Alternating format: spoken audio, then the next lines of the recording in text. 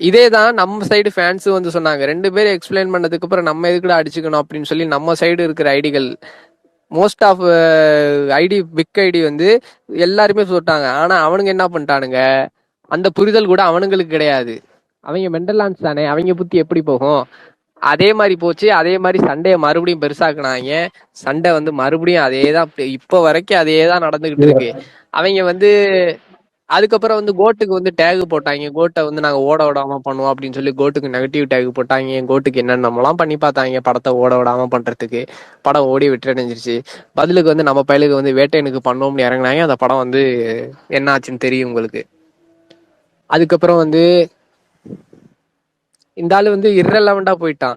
ஏன் இரலவெண்டா போனான்னா, நம்ம ஆளு வந்து அரசியலுக்கு வந்தாரு, கொள்கையை சொன்னாரு, கட்சி கொடி வந்துச்சு, எல்லாத்துக்கும் பாட்டு ரிலீஸ் பண்ணாரு, மாநாடு நடத்தினாரு, விக்கிரவாண்டி மாநாடு நடத்தினாரு, மதுரையில மாநாடு நடத்தினாரு, மக்களை சந்திக்கிறேன்னு கிளம்புனாரு. எல்லாம் அந்த பீக்ல போயிட்டு இருந்த சமயத்துல கரூர்ல ஒரு சம்பவம் நடக்குது. அந்த சம்பவத்தை நடந்து 1 மணி நேரம் கூட ஆகல, இவரோட அக்கௌண்ட்ல இருந்து ட்வீட் வருது. அதாவது அன்னைக்கு தான் வந்து நமக்கு இல்ல, தலைவருக்கே அன்னைக்கு தான் ஒரு உண்மை வந்து விளங்கி இருக்கு. சரியா? நம்ம இத்தனை நாள் வந்து நம்ம இது பண்ணவன், அது மதிச்சவன், ரெஸ்பெக்ட் பண்ணவன் வந்து இத்தனை நாள் வந்து நம்ம வந்து பார்த்து கொண்டாடினவன் வந்து இன்னைக்கு வந்து இப்படி பண்றான், இப்படி பேசுறான் இவன் பெரிய அப்படின்றது சில்றன்னே வேற என்ன. அன்னைக்குதான் தலைவருக்கு தெரியும். என்னன்னா ரஜினி வந்து எல்லா விஷயத்துக்கும் பேசுறவரு, எல்லா விஷயத்துக்கும் எல்லா அநியாயத்துக்கும் குரல் கொடுக்கிறவரு, எல்லா சம்பவத்துக்கும் வந்து வந்து நிக்கிறவரு. அப்படின்னா அவர் வந்து சமூக செயல்பாட்டாளர், சமூக விழிப்புணர்வு உள்ளவர்.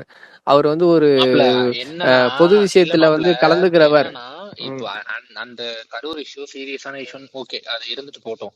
ஆனா நீ வந்து அந்த 1/2 hourல நீ ட்வீட் போட்டது, அந்த இஷ்யூ வந்து எஸ்கலேட் பண்ணது, அதுக்கு வந்து நீ ஹேஷ்டேக் போட்டது, ஓகே அது ஏதோ நீ பண்ணிட்ட, உன் ஒய்ஃபும் பண்ணிட்டாங்க. மாப்ள இருங்க அத வந்து நான் கோர்வையாவே சொல்றேன். என்னன்னா அந்த ஒரு ட்வீட் ஒண்ணு வருது, 1 மணி நேரம் கூட ஆகல, டெத் கவுண்ட் ஏறிக்கிட்டு இருக்கு, பரபரப்பா இருக்காங்க மக்கள்.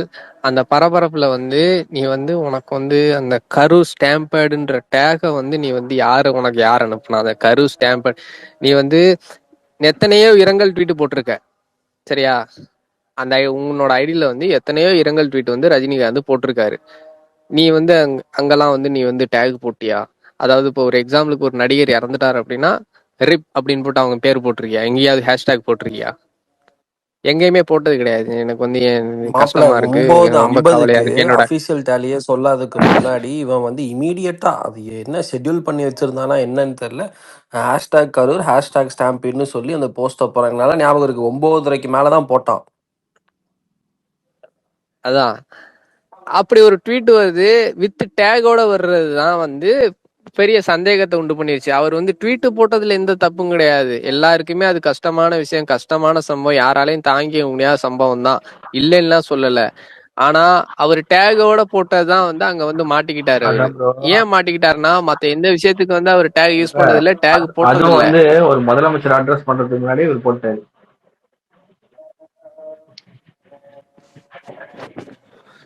அதே சமயம் ரஜினிகாந்த் வந்து மத்த எல்லா சமூக சார்ந்த பிரச்சனைகளுக்கு வந்து குரல் கொடுக்கிறவரா இருந்திருந்தா இது வந்து ஒரு பெரிய பேச்சு பொருளா இருக்காது. இதுல வந்து எந்த ஒரு வன்மமும் மத்தவங்களுக்கு பாக்குறவங்களுக்கு தோணி இருக்காது.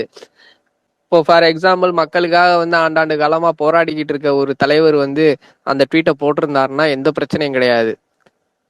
ஆனா எதுக்குமே பேசாம, எதுக்குமே வாயை திறக்காம, இது ஒரு விஷயத்துக்கு வாயை திறந்து அதுக்குள்ள டேகும் போட்டு இப்படி காட்டுனதுனாலதான் அந்த ஆளு மேல வந்து எனக்கு வந்து உச்சபட்ச வன்மையுமே உண்டானது. ஏன்னா இது வரைக்கும் எந்த விஷயத்துக்குமே ரஜினிகாந்த் பேசுனது இல்ல. சரியா? அதுக்கு முன்னாடி வந்து கள்ளக்குறிச்சியில அத்தனை பேர் வந்து கள்ளச்சாராயம் குடிச்சு செத்து போனாங்க. அதே திமுக ஆட்சியில தான் நடந்துச்சு அது. ஆனா அதுக்கு வந்து அவர் வந்து ட்வீட் போடல. ஒரே நிமிஷம், அதெல்லாம் விடுறா. இப்ப இந்த கரூர் விஷயம் நடந்துச்சுல்ல, அது நடந்து 2வது நாள் இங்க தமிழ்நாட்டுல ஒரு ஊர்ல வந்து 9 பேர் இறந்து போனாங்க. அது ஏதாவது கேரண்டி தான் சரியா தெரியல எனக்கு. ஓகேவா? அதுக்கும் ட்வீட் போடல. அவங்க கரூருக்கு போட தெரிஞ்சவருக்கு அங்க வந்து வந்து சுத்தமா டேய், அந்த போட்டாங்க. ஃபயர் இங்க வந்து ஆக்சிடென்ட்டுக்கும் 9 ட்வீட் பேர் போடலடா. இறந்தாங்க. Fire accident. ஃபயர் ஃபயர் ஆக்ஸ் ஆக்சிடென்ட் அது 9 பேர் இறந்தாங்கல்ல, அதுக்கு ட்வீட் போடல. ஆமா. அப்ப எந்த அளவுக்கு அந்த சீர்கழிச்சல் இருந்திருக்கும் சொல்லுங்க, புரியல எனக்கு. என்ன மனநிலையில இருக்கானே புரியல. வைத்தெரிச்சல் வைத்தெரிச்சல். ஐயோ அதான் விஜய் கரூர் கட்சி சம்பவத்துக்கு நீ ட்வீட் ஆரம்பிச்சுட்டாங்க போடுற, சரி அப்படின்னு. ஓகே. அதான் கரூர் சம்பவம் ட்வீட் போடுற, சரி அந்த அது பேர் என்ன சொல்லுவாங்க, அந்த அனுபவத்துல போடுறதெல்லாம் ஓகே. ஆனா இப்ப அடுத்து 2 நாள் கழிச்சு இன்னொரு 9 பேர் இறங்குறாங்க, அவங்களுக்கே அந்த ட்வீட் போடல. அதை பத்தி ஒரு வார்த்தை பேசுறான் அந்த நாய். அதுக்கப்புறம் வந்து இந்த இந்த மாதிரி வந்து அவரே ஓப்பனா வந்து டிக்ளேர் பண்ணிட்டாரு. சரியா, அந்த ட்வீட்டுக்கு அப்புறம் ஓப்பனா டிக்ளேர் பண்ணிட்டாரு, நான் வந்து உனக்கு எதிரானவன் தான் அப்படின்றத டிக்ளேர் பண்ணிட்டாரு. தலைவருக்கு வந்து ரியாலிட்டி வந்து ஹிட் ஆயிருச்சு அவருக்கும்.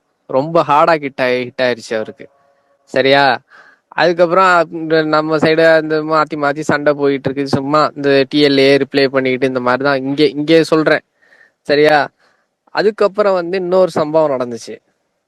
என்னமோ ஒரு சம்பவம், சீமான் கூட சந்திச்சது. ஆமா. சீமான் வந்து சொல்றாப்புல, அந்த பக்கம் ரோட்ல அந்த பக்கம் ஒன்னு அந்த பக்கம் நில்லு, இல்லைன்னா அந்த பக்கம் நில்லு, நடுவில் நின்னா லாரி அடிபட்டு செத்து போயிருவ அப்படின்னு சொல்லி சீமான் வந்து ஒரு ஸ்டேட்மெண்ட் சொல்றாப்புல. சரி ஓகே, அது வந்து விஜய் தான் சொன்னாரு, உன்னைய சொல்லல.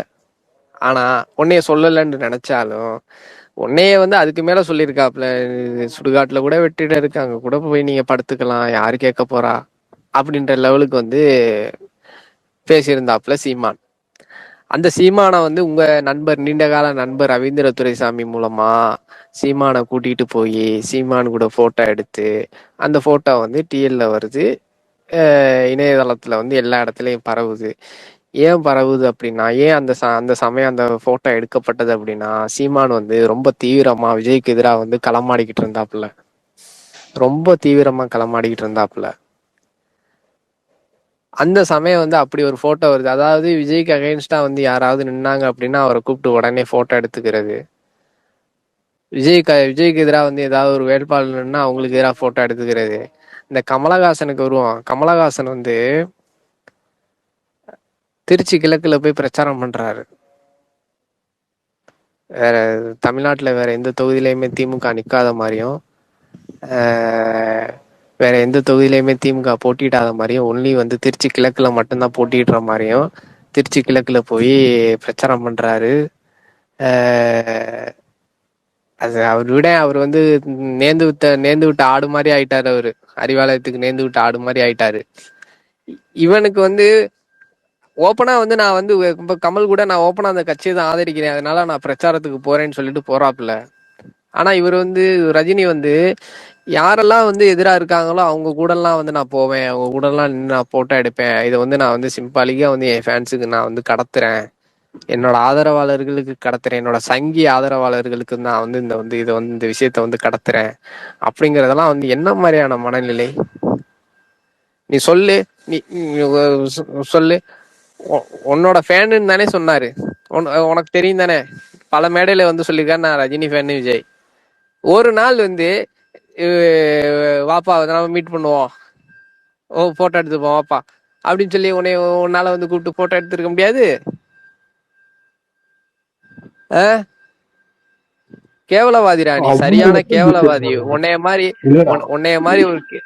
மாதிரி ஒரு கேவலவாதிய வாழ்றதுக்கு அந்த வார்த்தையை வந்து நான் சொல்லக்கூடாது. இந்த மாதிரி கேவலம் கெட்ட பொழப்பு யாருக்குமே வரக்கூடாது.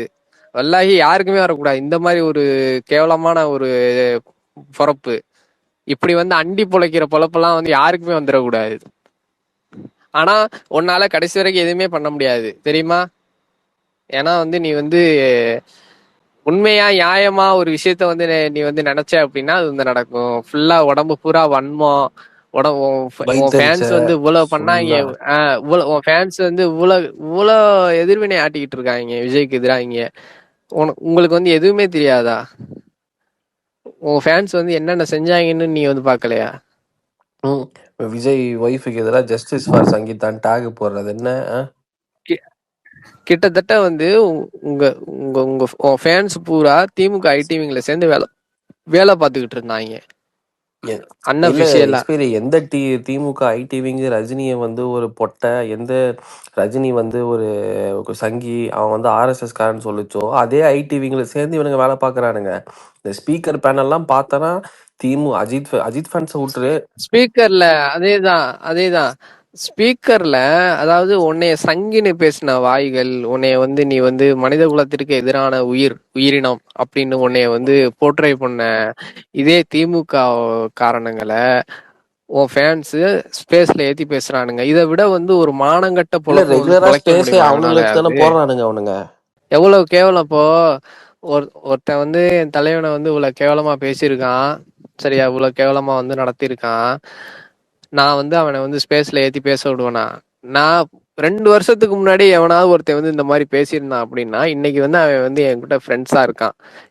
2 வருஷத்துக்கு முன்னாடி என் தலைவனை வந்து அந்த மாதிரி பேசினா இன்னைக்கு வந்து அவன் வந்து எனக்கு தெரியும், இன்னைக்கு வந்து அவனோட தேவை எனக்கு இருக்கு அப்படிங்கிறதுனால நான் வந்து அவனை வந்து ஸ்பேஸ்ல ஏத்தி பேச வச்சா அது வந்து எனக்கு எவ்வளவு பெரிய அவமானம், என் தலைவனுக்கு எவ்வளவு பெரிய அவமானம்.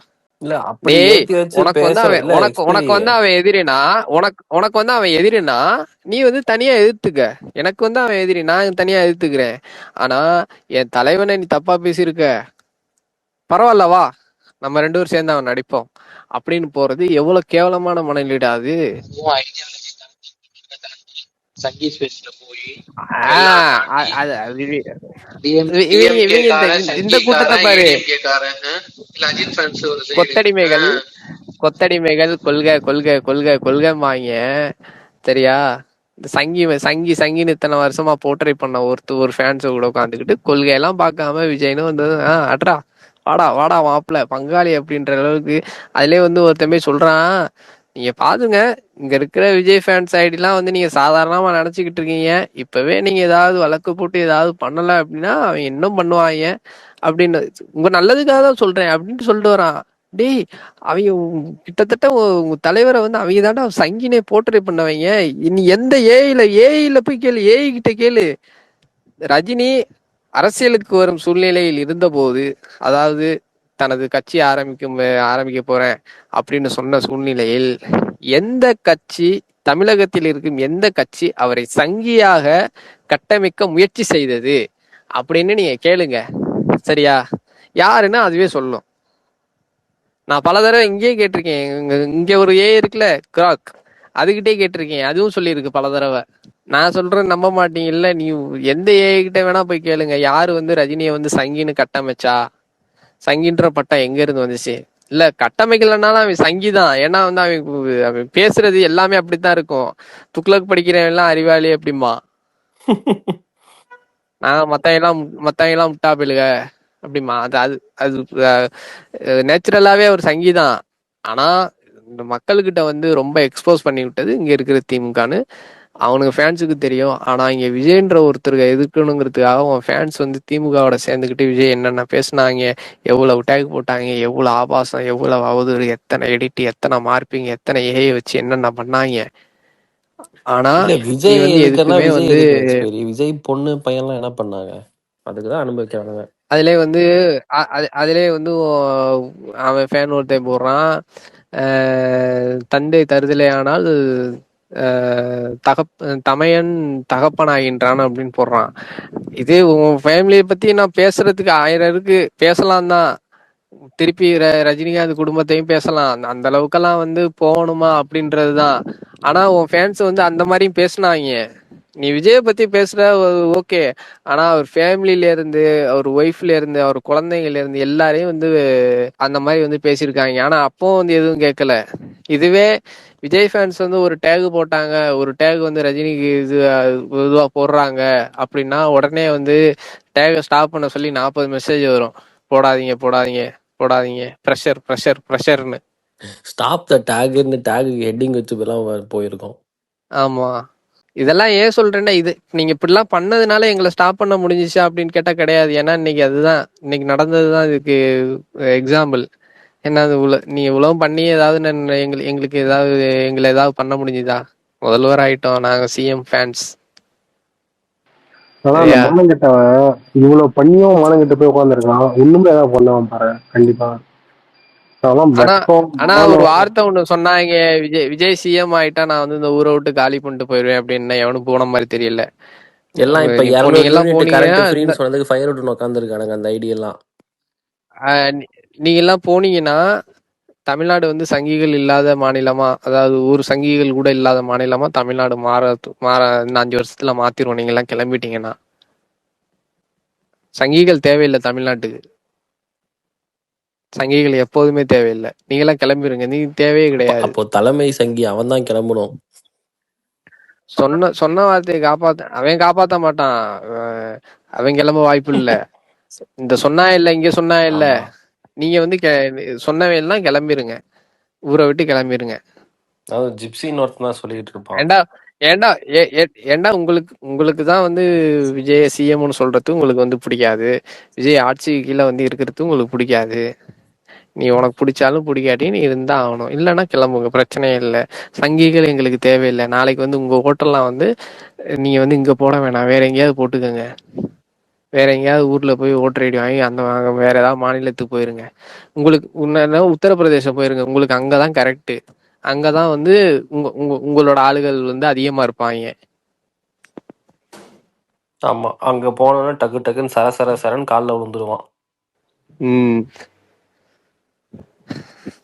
அப்போ அந்த காலில் விழுந்த அன்னைக்கு நீ எல்லாம் வந்து ட்விட்டர்ல இருந்திருந்தேன்னு வச்சுக்கோயேன், உனக்கு தெரிஞ்சிருக்கும்.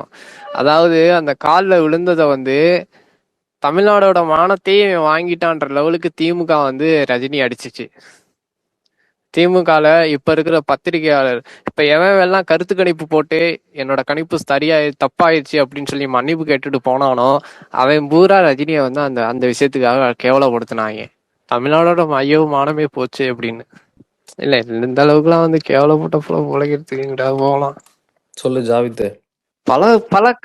பல கதைகள் இருக்கு இவங்களை பத்தி சொல்றதுக்கு. ரொம்ப அதுல கேவலமானவங்க. நான் ஒண்ணு கிளாரிஃபை பண்ணிடுறேன். இந்த என்ன படம் மொய்தீன் பாய் நடிச்சிருப்பானே, அந்த படம் பேர் என்ன, லிங்காவா? இல்லடா, அந்த இப்ப வந்துச்சடா ஆக்சுவலா லால் சலாம் படத்துல கிளாரிஃபிகேஷன் பண்ண வச்சது வந்து அவனோட முத பொண்ணை நம்ம குறைய சொல்ல முடியாதுடா. அது வந்து கொஞ்சம் வந்து அண்ணன் சப்போர்ட்னு வச்சுக்கோங்களேன்.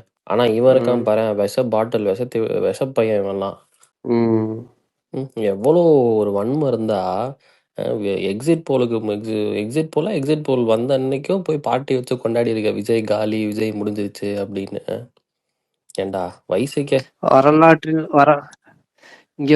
வரலாற்றில் எழுதுங்கள், சிஎம் நாட்காலியை 2 வருடத்தில் தொட்ட விஜயால் சூப்பர் ஸ்டார் நாட்காலியை 30 வருடம் தாண்டியும் தொட முடியவில்லை என்று. கர்மம். ஏனெனில் அந்த இடத்தில் இருப்பவர் ரஜினிகாந்த். சரி, சூப்பர் ஸ்டார் யாருக்குடா வேணும் அது? ஏதோ ஒரு காமெடி வருமே, டேய் நான் கிளம்பி வீட்டுக்கே வந்துட்டேன்டா, நீ என்னடா அங்க பண்ணிக்கிட்டு இருக்க, அந்த மாதிரிதான்.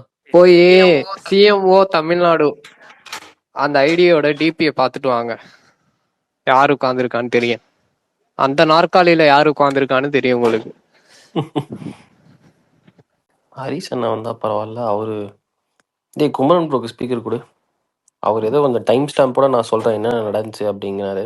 எனக்கு காட்டல, மோனிஸுக்கு காட்டுதான் பாரு. மோனிஷே இல்லனா நீ ஸ்பீக்கர் வந்துட்டானா ரேவந்த்? மோனிஸ் இல்லையா? மோனிஷ் இல்ல அவன் போயிட்டான், கொடுத்துருக்கான் ஸ்பீக்கர். அவன் வந்து அவங்க ரசிகர் தான். அவர் குமரன் வந்து ரசிகர் தான், அதனால கொஞ்சம் தெரியும். கேக்குது. Congrats for the huge victory. Each and every once effort வந்து இன்னைக்கு வந்து ஒரு ஹிஸ்டரியை கிரியேட் பண்ணிருக்கு. வேற பல பேர் வந்து நான் வரேன், இப்ப வரேன், எப்படி வரேன், அப்படி வரேன்னு சொன்னாங்க, ஆனா வரல. நீங்க வந்தீங்க, நீங்க வந்ததுக்காக ஒன்னு வந்து அவர் ஆசைப்பட்டாருன்னு ஒன்னு உழைச்சிங்க, அதுக்கான பலன் இன்னைக்கு கிடைச்சிருக்கு. அண்டு அவ்வளவுதான். இதுக்கப்புறம் இன்னொன்னு ஒரு ட்வீட் இப்போ எக்ஸ்பைரி படிச்சப்ப கீழே கேட்டுட்டு இருந்தேன், 30 வருஷம் பண்ணி இதாகல அப்படின்ட்டு. வாழ்நாள்ல 50 வருஷத்துல 40 வருஷம் நான் வர்றேன் 40 வருஷம் இல்ல, கிட்டத்தட்ட 45 வருஷம். ஏன்னா அவர் 2020 தானே டிக்ளேர் பண்ணாரு நான் வரமாட்டேன் அப்படின்ட்டு, 2021. ஸோ கிட்டத்தட்ட 46 வருஷம், 45ல இருந்து 46 வருஷம் வந்து நான் வரேன், இப்ப வரேன், டைம் வரும், மாலைகள் விட வேண்டாம், எல்லாமே போட்டுட்டாப்ல. எல்லாம் போட்டு ஆக்சுவலா வந்து உங்களோட லீடர் வந்து அவங்க லீடர் மாதிரி ஃபூல் பண்ணல, உங்களை ஜோக்கராக்க நிக்க வைக்கல. அதனால ரொம்ப என்ஜாய் அது பண்ணுங்க என்ன உங்களை வெற்றி. நம்பல. ஓகே, நான் இப்போ நம்ம சொல்றோம்ல, இங்க கொலோக்கியலா பேசுறோம். ம். இங்க ரேவந்த், சரி, முக்கியமான அது விட்டு பாயிண்ட் மறந்துட்டேன். அதாவது ரஜினி கட்சி க்ளோஸ் பண்ணிட்டான்ல, அதுக்கப்புறம் அந்த கட்சியை திரும்ப ஆரம்பிக்க சொல்லி வள்ளுவர் கோட்டத்துல மெட்டலானுக்கெல்லாம் போராட்டம் பண்ணாங்க. அது இங்க எத்தனை பேருக்கு தெரியும்னு தெரியல. எனக்கு தெரியும். ஏய், அவங்கள பத்தி பேசணும்னா ஏகப்பட்ட ஹிஸ்டரி இருக்குடா, எடுத்து பேசலாம்டா. ஆனா வந்து நம்மளுக்கு இப்ப நிறைய வேலை இருக்கு. இப்ப பாரு, இன்னொரு பாயிண்ட், இந்த கிரேட்டர் சென்னை போலீஸ் பத்தியா, இப்ப வந்து ஒருத்தனை அரெஸ்ட் பண்ணிட்டு பாரு, டிரான்ஸ்பரன்சியோட பீக் இந்த மாதிரிலாம் போட்டதே கிடையாது இவங்க. ஒருத்தனை அரெஸ்ட் பண்ணிருக்கோம், 17 பாட்டில்ஸ் வச்சிருந்தான், இது லிக்கர் பாட்டில் வச்சிருந்தான், அப்படின்னா பிளாக்ல விக்கிறவன், திமுக கொத்தடிமையா தான் இருந்திருப்பான் அவன். புரியுது. கொத்தடிமை இதுக்கப்புறம் லோக்கல் கொத்தடிமையெல்லாம் வந்து போலீஸ் அரெஸ்ட் பண்ணிக்கிட்டே இருப்பாங்க. ஏன்னா அவங்களோட பார்ட் டைம் ஜாபும் கிடையாது, முழு டைம் ஜாபே இதுதான். போய் பாட்டில் விற்கிறது, மிட் நைட்ல வந்து பிளாக்ல எங்கேயாவது சரக்கு ஓட்டுறது, இதேதான் அவங்க தொழில். நேற்று ஃபெலிக்ஸ் வந்து ஃபெலிக்ஸோட இன்டர்வியூ யார் பாத்தீங்க? ஃபெலிக்ஸோட இன்டர்வியூல சொல்லிக்கிட்டு இருந்தாரு, நீங்க எல்லாரும் வந்து பாட்டில 10 ரூபா விற்கிற ஸ்கேம் பத்தி மட்டும் தான் இங்க எல்லாருமே பேசினாங்க. ஆனா இந்த பிளாக் சேல்ஸ் ஸ்கேம் வந்து மிகப்பெரிய ஸ்கேம் ஆகுது. அது வந்து ஃபேக்டரியில இருந்தே அந்த ஸ்கேம் ஸ்டார்ட் ஆகுதா? இங்க லோக்கல்ல கூட ஸ்கேம் ஆகலையா? ஃபேக்டரியில இருந்தே ஸ்கேம் ஸ்டார்ட் ஆகுதா அந்த பாட்டில விற்கிறது, அந்த சாரி பிளாக்ல விற்கிறது. ரேவந்த், ஒரே ஒரு நிமிஷம், எக்ஸ்பைரி எனக்கு பக்குன்னு நினைக்கிறேன், நான் நிமிஷம் வெளில போயிட்டு வரேன். அண்ட் மச்சி, நான் ஒன்னு சொல்றேன், அவ்வளவுதான். எனக்காவது வந்து தேவைப்பட்டால் பேசுங்க. உங்களோட லெவல் இன்னும் ஒண்ணு இருக்கு. உங்க ரேஞ்சு கீழே இறங்கிலாம் ஒருத்தனை போய் பேசாதீங்க. உங்களுக்குன்னு ஒரு தகுதி இருக்கு, ஒரு ரேஞ்ச் இருக்கு. கண்டவனுங்களா சிலவனுங்களால அந்த ரேஞ்ச் என்னைக்குமே காலம் ஃபுல்லா தொட முடியாது. இன்னைக்கு இவனுங்க சொல்றாங்க, இப்ப நீ ஒரு ட்வீட் படிச்சல, இந்த மாதிரி அவரு தான் சூப்பர் ஸ்டார். டேய், அந்த சூப்பர் ஸ்டாருக்கே சிஎம் விஜய் தான்டா. அவன் தமிழ்நாடு சிட்டிசன், தமிழ்நாடுல தானே வாழ்றான். அவன் ரேஷன் கார்டு இங்க தானே இருக்கு, ஆதார் அட்ரஸ் இங்க தானே இருக்கு. அவனுக்கு சிஎம் விஜய் தான். அதான் இந்த சிவகார்த்திகேயன் ஒரு படத்துல ஒரு ஃபேமஸ் டைலாக் இருக்கு, என்னதான் காசு பணம் எல்லாம் உன் கையில இருந்தாலும் ராஜான்ற ஒரு பட்டம் உன் கையில கிடையாது. Wake up to reality mister RK fans. இன்னொன்னு, யாராவது நோட்டீஸ் பண்ணீங்களா, கார்பரேஷன் காலையில இருந்து யாரு டேக் பண்ணாலும் அதை ரிசால்வ் பண்ணிட்டு போஸ்ட் பண்ண ஆரம்பிச்சிட்டாங்க. கொஞ்சம் ஆக்டிவா இருக்காங்க, டிரான்ஸ்பரண்டா இருக்காங்க. ஃபர்ஸ்ட் விஷயம் வந்து ஆக்டிவா இருக்கிறது தாண்டி டிரான்ஸ்பரண்டா.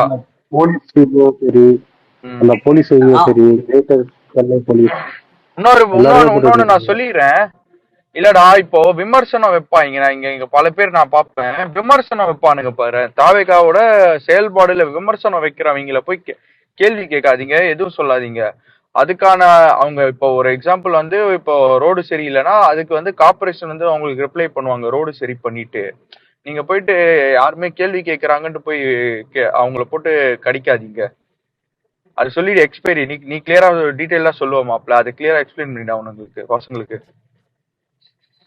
எதை பத்தி மாப்ள? இப்போ ஒரு இஷ்யூ இருக்குன்னு வச்சுக்கோங்க, யாராவது வந்து அது வந்து சொன்னாங்கன்னா நம்ம போட்டு போய் டக்குன்னு கடிக்க பசங்களுக்கு தெரியாது. அவங்க அந்த இஷ்யூவை ஃபேஸ் பண்ணிட்டு இருப்பாங்க டெய்லி லைஃப்ல. ஏன்னா திமுக வந்து டெய்லி லைஃப்ல பண்ணிட்டு இருந்தது ஊழல், இந்த ரோடு சரியில்லாம போடுறது, தோண்டி வச்சுட்டு போறது, அது வந்து பல பேருக்கு அந்த பிரச்சனை இருந்தது. அந்த கம்ப்ளைண்ட்ஸ் நம்ம ஆட்சியில வந்து வருதுன்னா, யாராவது சொன்னாங்கன்னா அதை வந்து கார்பரேஷனை டேக் பண்ணாதீங்க, டேக் பண்ணுங்க, போயிட்டு அவனுங்களை கடிக்காதீங்கன்ற வார்த்தையை சொல்லுமாப்ல உன்னோட லாங்குவேஜ்ல. ஆமா, கடிக்காதீங்கன்றத வந்து தமிழ்ல கடிக்காதீங்கன்னு தானே சொல்ல முடியும். உன்னோட லாங்குவேஜ் ஒண்ணு இருக்கல, கொலோக்கியலா.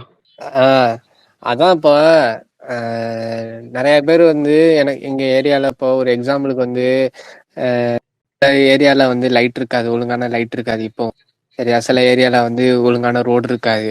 இப்போ வந்து அவங்க வந்து என்ன பண்ணுவாங்கன்னா, இப்போ ஒரு திமுக காரனே வந்து ஒரு வீடியோ எடுத்து போடுறான், அந்த மாதிரி வந்து ரோடை பாத்தீங்களா பேத்துக்கிட்டு வருது அப்படின்னு.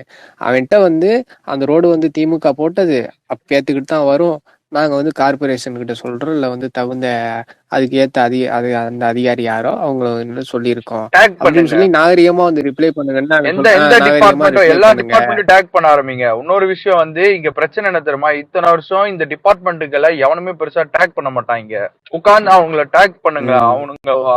அவங்க வந்து பப்ளிக் சர்வன்ட்ஸ். அவங்க வந்து நம்மளுக்கு சேவை அதே செய்யறதுதான் மாதிரி அவங்களோட வேலையே. அதனால அவங்கள வந்து சேவை யோ செய்ய இங்க சொல்லி டேக் பாரியா, பண்ணுங்க. யோ இங்க பாரியா அப்படின்னு சொல்லி அண்ணாவோட ஐடியா வந்துட்டு அவனுங்க டேக் பண்றதுல எந்த யூஸும் கிடையாது. சம்பந்தப்பட்ட அதிகாரியை வந்து டேக் பண்ணீங்க அப்படின்னா சீக்கிரமா சொல்யூஷன் கிடைக்கும். ஆமா, சொல்யூஷனை தேடிதான் நம்ம வந்து போகணுமே தவிர அவனுங்களை வந்து திட்டி இது பண்ணி அந்த மாதிரிலாம் எந்த இதுவும் பண்றதுனால யூஸ் கிடையாது. அவன் திட்டினா நம்ம திட்டணுங்கிறதுக்காக தான் அந்த மாதிரி வேலையை பாக்குறான். ஆனா நம்ம வந்து அதை வந்து சால்வ் அதே பண்ணணும். மாதிரி வந்து அதுதான் நம்ம எய்மா இந்த இருக்கணும். கேம்பெயினும் பண்ணுங்க. ஜெனரல் பப்ளிக் கிட்ட போயிட்டு உங்களுக்கு ஒரு பிரச்சனை இருக்குன்னா அதை ப்ரூஃபாவே போடுங்க. போட்டு அதுக்கான அத்தாரிட்டியை டேக் பண்ணுங்க. இல்ல வந்து இங்க இருக்கிற சில பேர் முக்கியமான ஆளுங்களை கூப்பிட்டு கேளுங்க.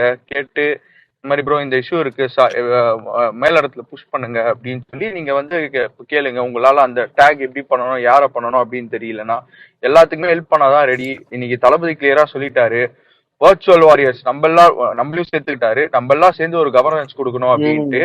சோ இது வந்து நமக்கான வேலையும் தான், நான் வந்து ரெஸ்பான்சிபிலிட்டின்னு தான் நானும் பாக்குறேன். பேசிக். ஏன்னா இங்க இருக்கிற நம்ம கட்சியில இருக்கிற எல்லா எம்எல்ஏவும் சோசியல் மீடியா முதற்கொண்டு எல்லாத்துலயுமே ஆக்டிவா இருக்காங்க. இப்போ நீங்க உங்களுக்கு ஒரு விஷயம் ஒரு இஷ்யூ வந்து இருக்கு, உங்க ஏரியால ஒரு இஷ்யூ இருக்குன்னா அவங்களுக்கு டிஎம்லயோ இல்ல அவங்க போடுற போஸ்ட்லயோ நீங்க சொன்னா கண்டிப்பா அதை பார்த்துட்டு ரெஸ்பாண்ட் பண்ற அளவுக்கு தான் அவங்களோட நாலேஜ் இருக்கும். அது ஏன்னா அவங்களுக்கு படிக்க தெரியும், படிப்பாங்க. வர்ற இவங்க இப்போ இது வந்து திமுக எம்எல்ஏவோட ஐடியில போய் நீங்க போய் கமெண்ட் பண்ணீங்கன்னா உங்களுக்கு படிக்க தெரியாது, இது என்ன லாங்குவேஜ் அப்படின்னு கேட்பாங்க. ஆனா வந்து நம்ம எம்எல்ஏக்கள் அப்படி கிடையாது. நம்ம எம்எல்ஏக்கள்ல முக்காவாசி பேர் பட்டதாரிகள். சரியா? அதனால வந்து நீங்க வந்து யோசிக்காம வந்து உங்களுக்கு என்ன குறையோ என்ன இதுவோ நம்மன்னு இல்ல பொதுமக்களுக்கும் தான் சொல்றேன். இங்க இருக்கிற மத்த நியூட்ரல் ஐடிக்கும் உங்களுக்கு ஏதாவது பிரச்சனைனா வன்மம் இல்லாம நீங்க வந்து போய் சொன்னீங்கன்னா கண்டிப்பா வந்து அதுக்கு சால்வ் பண்றது விஷயத்தை பொறுத்து, பிரச்சனையோட வீரியத்தை பொறுத்து அதை சால்வ் பண்றதுக்கு உண்டான டைம் தான் எக்ஸ்டெண்ட் ஆகுமே தவிர கண்டிப்பா அதை சால்வ் பண்ணி கொடுத்துருவாங்க. சின்ன விஷயமா இருந்தா உடனே நடந்துரும். கொஞ்சம் பெரிய விஷயம் கொஞ்சம் செலவாகும், கொஞ்சம் இது வந்து ரீப்ளேஸ் பண்றதுக்கு கொஞ்சம் டைம் ஆகும் அப்படின்னா கொஞ்சம் வெயிட் பண்ணுங்க, கண்டிப்பா சால்வ் பண்ணி கொடுப்பாங்க. ஆனா நீங்க போய் அதே இடத்துல வந்து இதை வந்து அபியூஸ் பண்ணி நாசமா போகுது பாத்தியா, நாசமா தான் போகுது, அந்த மாதிரிலாம் வந்து நீங்க வந்து அப்படின்னா அதாவது நீங்க சொல்ல வர அந்த விஷயத்தோட உண்மை வந்து மறைக்கப்பட்டு நீங்க அபியூஸ் பண்றீங்க. நீங்க வந்து ஒரு ஹேட்டர் அப்படின்ற ஒரு இதுல போயிரும். நீங்க சொல்ற விஷயமே கன்வே ஆகாது.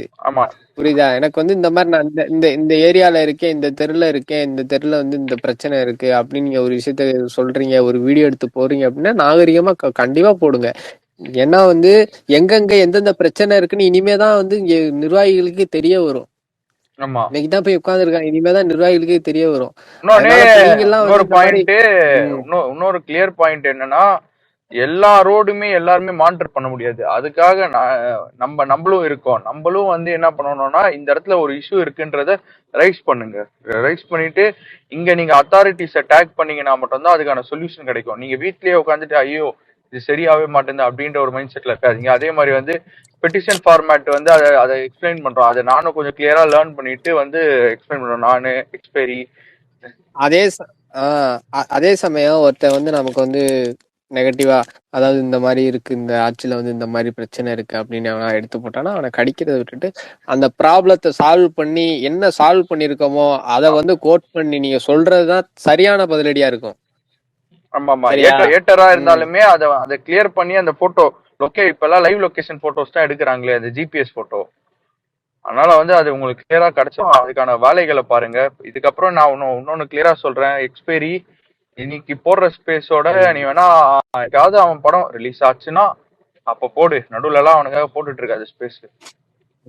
ஏன்னா உன் ரேஞ்சு நீ யாருடா ஃபர்ஸ்ட்?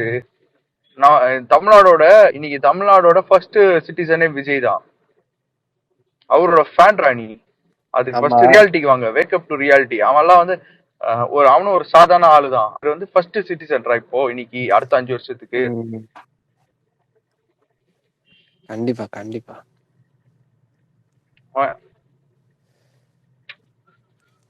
கேக்குதா? வணக்கம் ப்ரோ. ஏன்னா கேக்குது ப்ரோ. ஃபர்ஸ்ட் எடுத்ததுமே ஆரம்பிச்சிட்டேன் நானும். இப்பதான் மெயில்ல ஒரு லெட்டர் போட்டேன். அது போஸ்ட் ஷேரும் பண்ணிருக்கேன் நானு. Okay bro, super. இந்த மாதிரி எப்படி பண்ணணும் அதெல்லாம் வந்து இப்ப உங்களுக்கு ஐடியா இருக்குன்னா பசங்க கிட்ட எக்ஸ்பிளைன் பண்ணுங்க. ஆமா, ஏன்னா இப்ப எனக்கு டிஎம் பண்ணுங்க, இப்ப ரேவந்துக்கு பண்ணுங்க. பெரம்பூர்ல ஏதாவது பிரச்சனை இல்ல, சென்னையில எங்க பிரச்சனைனாலும் ரேவந்துக்கு மெசேஜ் பண்ணுங்க. எனக்கு மட்டும் இல்ல, இங்க நிறைய ஐடிஸ் இருக்கு. ஷாமு, ஹரிஷ் அண்ணா, பேட்மேன் டிபி, குமரன், அதுக்கப்புறம் குரு அண்ணா, குரு தலைவர், அவருக்கு மெசேஜ் அனுப்புங்க. அதே மாதிரி வந்து உங்களோட எம்எல்ஏ இருப்பாருல்ல, அவரு எல்லாருமே சென்னையில இருக்கிற எல்லா எம்எல்ஏமே ட்விட்டர் ஐடி இருக்கு, இன்ஸ்டா ஐடி இருக்கு. டேக் பண்ணுங்க இந்த மாதிரி ப்ராப்ளம் இருக்குன்ட்டு. அதே மாதிரி வந்து என்ன ப்ராப்ளமோ அந்த டிபார்ட்மெண்ட் இப்ப வந்து ஒரு ஒண்ணுமே இல்ல, ஒரு இடத்துல வந்து நம்ம பசங்க ஒரு மிஸ்டேக் பண்ணியிருந்திருக்காங்க. ஒரு இந்த போர்டு இருக்கும்ல மச்சி, இந்த ஸ்ட்ரீட் 5வது தெருவு, இந்த ஸ்ட்ரீட் அந்த போர்டு, அந்த அதை வந்து கிழிச்சு சால்வ் பண்ணி ஜிபிஎஸ் போட்டோ எடுத்துட்டு கார்பரேஷன் போட்டோ அந்த போட்டோ அப்லோட் பண்றாங்க. அதுக்குமே சொல்யூஷன் இருக்கு. நீங்க வந்து உங்க அதே மாதிரி நம்ம எம்எல்ஏஸோட அவங்களோட ஆஃபீஸ் நம்பரோ பர்சனல் நம்பரோ கூடிய சீக்கிரம் பொதுவா வந்து பப்ளிக்லி அவைலபிளா இருக்க போகுது. அவங்க நம்பர்ஸ்லாம் எப்ப வேணா யாரு வேணா தொடர்பு கொள்ளலான்ற லெவலுக்கு சீக்கிரமே அதுவும் பண்ண போறாங்க. பிரச்சனை இல்ல. இன்னொரு பாயிண்ட், நான் ஒரு ஜெனுவனான ஒரு அட்வைஸ் என்ன தெரியுமா சொல்றேன், உங்களோட எம்எல்ஏ எப்படியோ நம்ம எல்லாருமே ஒரே ஏஜ் கேட்டகரி தான். கீழே இருக்கிற லிசனர்ஸ்ல இருந்து எல்லாருமே எல்லாம் ஒரே ஏஜ் கேட்டகரி தான். உங்க எம்எல்ஏவே போயிட்டு அவர்கிட்ட பேசி பழகுங்க. உங்களுக்கு என்ன ஒர்க், உங்களுக்கு ஹெல்ப், ஐ மீன் உங்களுக்கான இஷ்யூஸ், உங்க ஸ்ட்ரீட்டுக்கான இஷ்யூ, உங்க ஏரியாக்கான இஷ்யூவை பத்தி பேசுங்க. எல்லா எம்எல்ஏஸும் ஆக்சசபிளா தான் இருக்காங்க. நம்ம எம்எல்ஏஸ் ஒன்றும் வந்து கேஎன்ஆர் இல்ல வந்து அதுக்கப்புறம் என்ன துரைமுருகன் மாதிரிலாம் கிடையாது. நம்ம எம்எல்ஏஸ் ரொம்ப சாதாரண ஆட்கள். அவங்க எல்லாருமே ஆக்சசபிள் தான். இப்போ எக்மோர்ல இருக்கீங்களா, ராஜ்மோகன் அண்ணன் கிட்ட போனீங்கன்னா கண்டிப்பா அவர் வந்து உங்களோட பழகுவாரு, உங்களுக்கு என்ன ஒர்க்கோ அது பண்ணி கொடுப்பாரு. அதே மாதிரி பெரம்பூர்ல இருக்கீங்களா, தளபதி சிவான்னு ஒருத்தர் இருப்பாரு, அவரோட ஐடியும் இருக்கு, வடச்சென்னை சிவான்ட்டு, அவர்கிட்ட கேளுங்க. இந்த மாதிரி ஒரு தொகுதியில எல்லாருமே ஆக்சசபிள் தான். நம்ம கட்சியில ஜாலியா போயிட்டு 5 வருஷம் ஜாலியா சர்வ் பண்ணுங்க. ரேவந்த் நம்ம ஒண்ணு பண்ணுவோம். ரேவந்த் ப்ரோ கேக்குதா? கேக்குது ப்ரோ. எனக்கு ஒரு சின்ன ஹெல்ப், நான் அந்த லெட்டர் மட்டும் கொஞ்சம் மேல வரைக்கும் கொண்டு போங்க எல்லாரும் ஷேர் பண்ணி. ஏன்னா அது எல்லாருக்கும் பயன்படுற ஒண்ணு. அதை ஸ்டாப் பண்ணி வச்சிருக்கனால நிறைய பேர் கஷ்டப்படுறத நான் பாத்துருக்கேன். சாப்பாடுக்கு அதுக்கெல்லாம் கஷ்டப்படுறத நான் பாத்துருக்கேன். அதுக்காக நீங்க ஆமா ப்ரோ. அம்மா உனக்கு வந்து இது பண்ண போறாங்க ப்ரோ. பழைய மாதிரி வந்து அதை வந்து கண்டினியூ பண்ண போறாங்க ப்ரோ. அதுதான் ஒரு லெட்டர் வந்து நான் இது பண்ணி அதுல வந்து இன்னொரு சர்ப்ரைஸும் இருக்கு.